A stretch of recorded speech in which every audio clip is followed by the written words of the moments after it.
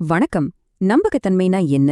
அத பத்தி நாம சின்ன வயசுல கேட்ட புலி வருது கதைய வச்சு இன்னைக்கு பார்க்க போறோம். சும்மா விளையாட்டுக்கு சொல்ற ஒரு சின்ன பொய் நிஜமாவே எவ்ளோ பெரிய ஆபத்தை உருவாக்கும் நீங்க என்னைக்காவது யோசிச்சிருக்கீங்களா? இது ஒரு அழகான கிராமத்துல நடக்கிற கதை. அங்க முத்துன்னு ஒரு விவசாயி ரொம்ப பொறுப்பா தான் ஆடுகளை மேய்த்து வந்தார். ஒரு நாள் அவர் வெளியூர் போக வேண்டியிருந்தது.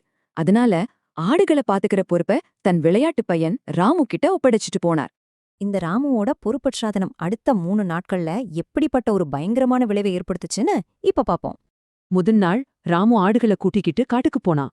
அங்க சும்மா ஒரு பாறையில உட்கார்ந்திருந்த அவனுக்கு ரொம்ப போர் அடிச்சுது. எதையாவது செஞ்சு சுவாரஸ்யம் தேட நினைச்சான்.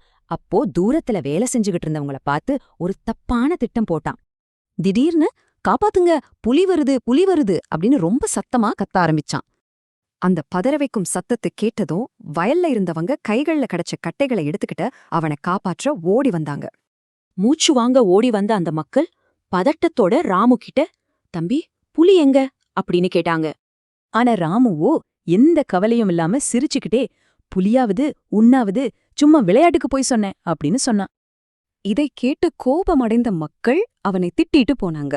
ஆனா ராமு எல்லாரையும் ஏமாத்திட்டோன்னு ரொம்ப சந்தோஷப்பட்டான். அடுத்த நாளும் அவனுக்கு பொழுது போகல. திரும்பவும் அதே பொய்ய சொல்லி 2வது முறையாவும் அந்த மக்களை ஏமாத்தினான்.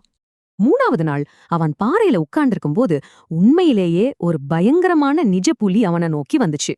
பயத்துல உறைஞ்சு போன ராமு பாறைக்கு பின்னாடி ஒளிஞ்சுகிட்டு தன் உயிரை காப்பாத்திக்க, புலி வருது அப்படின்னு கதறினான்.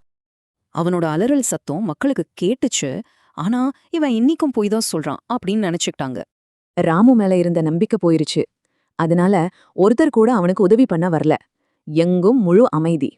தனியா மாட்டிக்கிட்ட ராமுவோட கண் முன்னாடியே அந்த புலி பாஞ்சு வந்து ஒரு ஆட்டை கவ்விக்கிட்டு போயிடுச்சு. தான் விளையாடிய பொய்களால எவ்ளோ பெரிய நஷ்டம்னு உணர்ந்த ராமு ரொம்ப வருத்தத்தோட மீதி ஆடுகளோடு வீடு திரும்பினான். இதுதாங்க நம்பகத்தன்மை. நேர்மை இல்லைன்னா உங்க வார்த்தைக்கு மதிப்பே இல்ல. இன்னைக்கு இருக்கிற நவீன உறவுகளுக்கு கூட இது 100% பொருந்தும். இறுதியா உங்கள ஒரு கேள்வி கேக்குறேன்.